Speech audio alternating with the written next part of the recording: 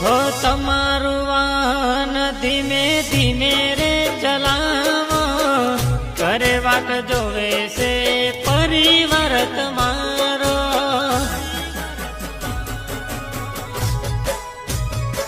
હો અકસ્માત આજકાલ ઘણા રે થાય છે, નોના નોના છોકરા મૃત્યુ પામે છે. હે સાચવીને ચલાવો તમે તમારું સાધન, સાચવીને ચલાવો તમે તમારું સાધન. હે ઝડપની મજા થાય મોતની સજા, એટલે તો કહું છું હે ડો ધીરા.